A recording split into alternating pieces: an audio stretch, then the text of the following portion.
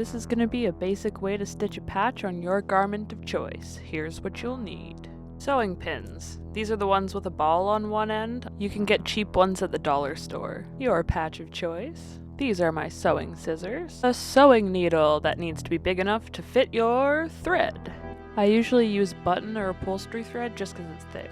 You'll obviously also need whatever garment you'll be modifying. Today I'm just putting an accent of leopard print on the trim of this little cropped jacket that I bought a while ago.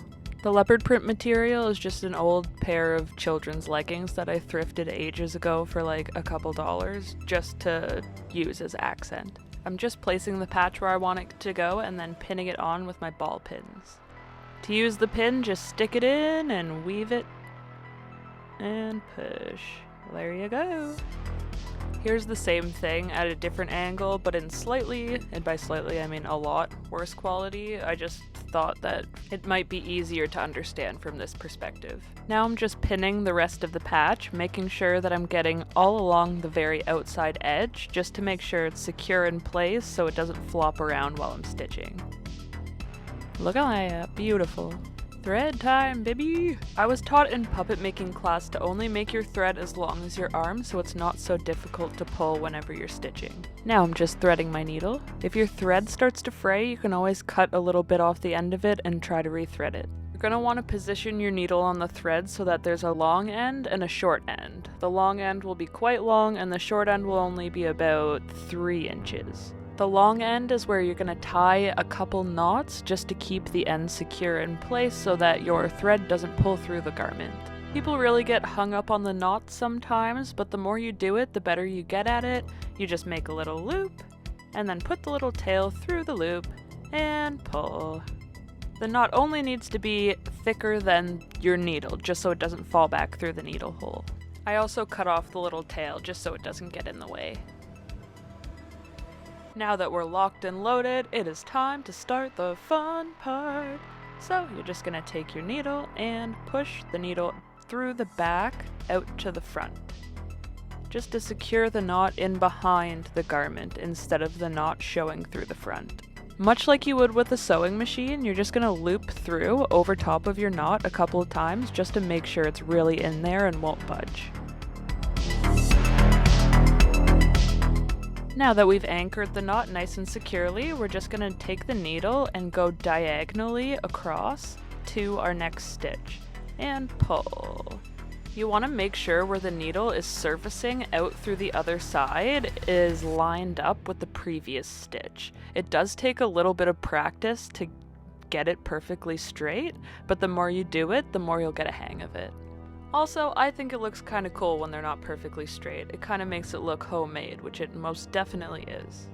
And there we have my first 3 stitches.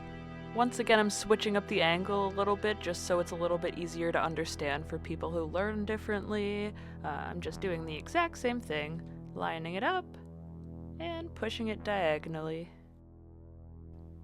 And now you're just going to continue the exact same thing over and over and over again until you have about 3 inches on the end of your thread left to tie off. You can leave as much thread as you're comfortable with, you just don't want to be too wasteful with the thread because you can fit more stitches in sometimes.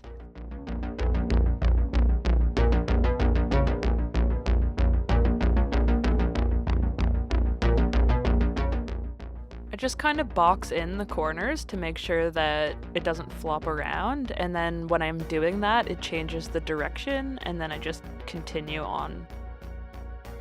You're going to want to lock in your thread again with a couple extra stitches, and then push your needle through to the other side so you can knot without having the knot show. I'm tying my knot the exact same way by looping it around and pulling it through.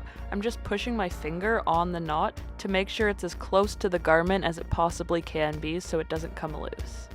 I find it's better to put too many knots than not enough, so you might as well just kind of go crazy a little bit until you feel like it's right. A secure patch is a happy patch.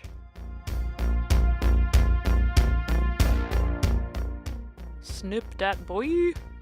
And now I'm just continuing on with the same process until the patch is all the way secured. Also, make sure you're taking out your pins as you go along, cause sometimes you can scratch yourself with them.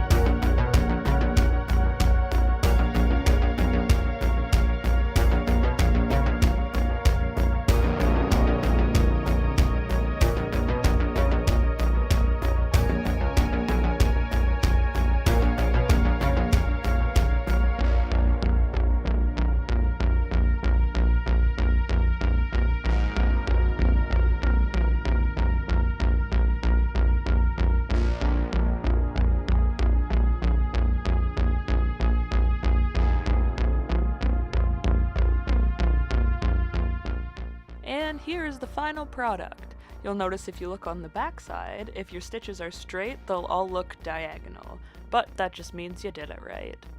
Thanks for watching my video. If you can think of any other things that you'd like to learn that I might be able to teach you on my DIYs, let me know. I hope you learned something. Bye!